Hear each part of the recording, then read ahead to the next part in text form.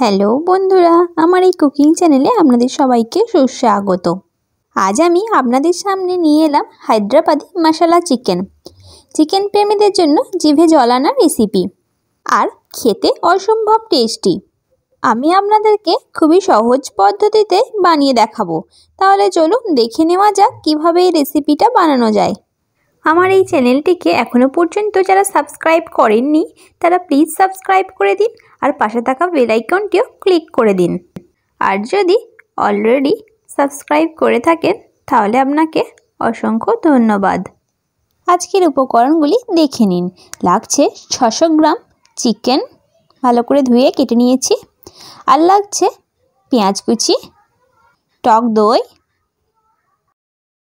আদা বাটা, রসুন বাটা, আর লাগছে গোটা ধনে, গোটা জিরে, আর লাগছে এক টুকরো ডালচিনি, এক টুকরো জয়ত্রী, 3-4টে লবঙ্গ আর 2টো এলাচ, সাজিরে, শুকনো লঙ্কা, কাশ্মীরি লঙ্কা গুঁড়ো, কাজু, গরম মশলা পাউডার, তেজপাতা, কাঁচা লঙ্কা, লাগছে নুন, চিনি, আর লাগছে রিফাইন্ড অয়েল আর ফ্রেশ ক্রিম।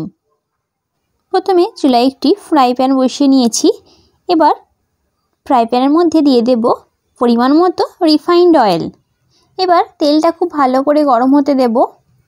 দেখুন তেলটা খুব ভালো করে গরম হয়ে গেছে। এবার দিয়ে দেব পেঁয়াজ কুচি। আমি এখানে 3টে মিডিয়াম সাইজের পেঁয়াজ কুচি ব্যবহার করেছি। পেঁয়াজ কুচিটা দিয়ে এবার ভালো করে নেড়ে চেড়ে লাল লাল করে ভেজে নেব। যেইভাবে পেঁয়াজ বেরেস্তা ভাজা হয় সেইভাবে আমি ভেজে নেব। দেখুন পেঁয়াজ বেরেস্তা ভাজা হয়ে গেছে। এবার একটি পাত্রে তুলে নেব।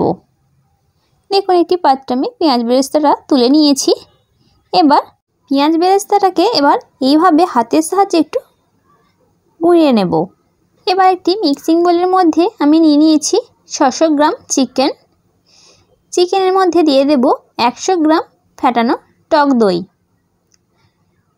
এবার দেব পরিমাণ মতো লবণ, আর দেব 1 টেবিল চামচ রসুন বাটা, আর 1.5 টেবিল চামচ আদা বাটা।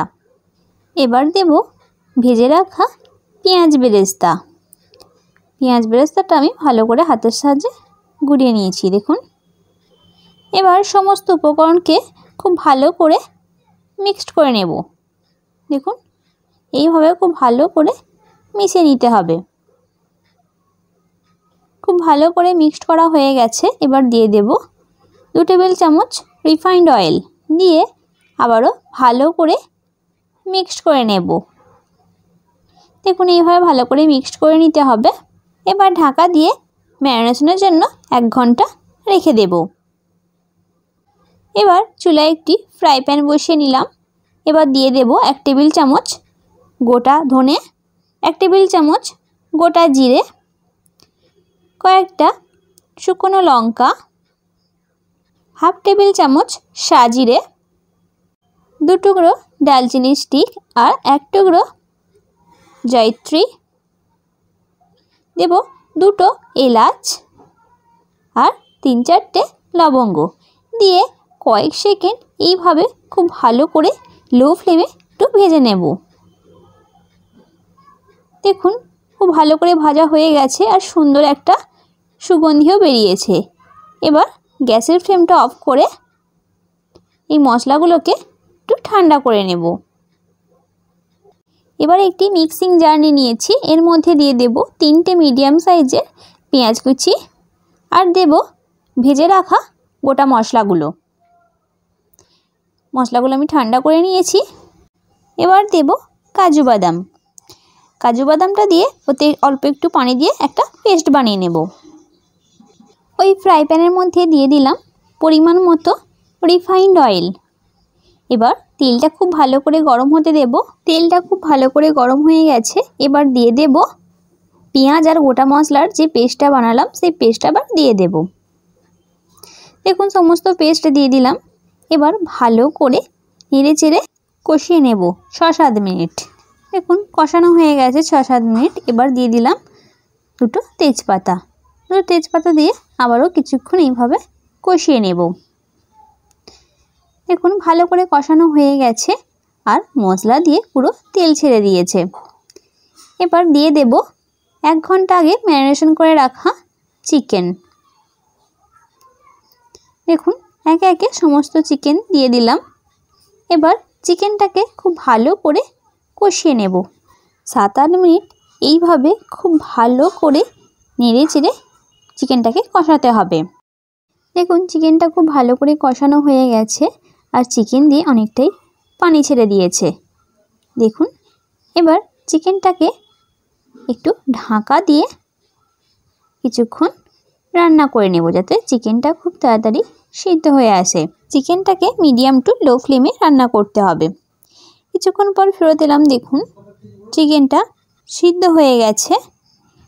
এবার এইভাবে কিছুক্ষণ নাড়াচাড়া করে নিয়ে এবার দিয়ে দেব পরিমাণ মতো লবণ আর দেব 1 টেবিল চামচ কাশ্মীরি লঙ্কা গুঁড়ো দিয়ে ভালো করে আবারও মিশিয়ে নেব। দেখুন এইভাবে ভালো করে কষিয়ে নিতে হবে। দেখুন খুব ভালো করে কষানো হয়ে গেছে আর রান্না দিয়ে পুরো তেল ছেড়ে দিয়েছে। দিয়ে দিলাম সামান্য পরিমাণে একটু পানি দিয়ে এবার ভালো করে এইভাবে একটু নাড়াচাড়া করে নেব। এবার দেব সামান্য পরিমাণে চিনিটা দিয়ে এবার খুব ভালো করে মিশিয়ে নেব। ভালো করে মেশানো হয়ে গেছে। এবার দিয়ে দেব 1 টেবিল চামচ গরম মশলা পাউডার। গরম মশলা পাউডারটা দিয়ে এইভাবে একটু নাড়াচাড়া করে নেব। দেখুন এইভাবে একটু নাড়াচাড়া করে নিয়ে এবার ওপর দিয়ে দেব 2 টেবিল চামচ ফ্রেশ ক্রিম। দেখুন ফ্রেশ ক্রিমটা দিয়ে এবার এইভাবে একটু মিশিয়ে নেব। দেখুন মেশানো পুরো কমপ্লিট হয়ে গেছে আর আমার রান্নাও পুরো কমপ্লিট। এবার ঢাকা দিয়ে গ্যাসের ফ্লেমটা অফ করে দেব। দেখলেন তো কত সহজ পদ্ধতিতে তৈরি হয়ে গেল হায়দ্রাবাদি চিকেন মশলা। পোলাও, পরোটা, নান বা রুমালি রুটির সঙ্গে পরিবেশন করতে পারেন। আমার আজকের রেসিপি কেমন লাগলো অবশ্যই জানাবেন। যদি ভালো লেগে থাকে তাহলে আপনারাও বাড়িতে ঠিক এই রকমভাবেই বানিয়ে নিতে পারেন। আশা করি আপনাদের সকলের ভীষণ ভালো লাগবে। আর যদি ভালো লেগে থাকে তাহলে লাইক, কমেন্ট, শেয়ার এবং সাবস্ক্রাইব করতে ভুলবেন না।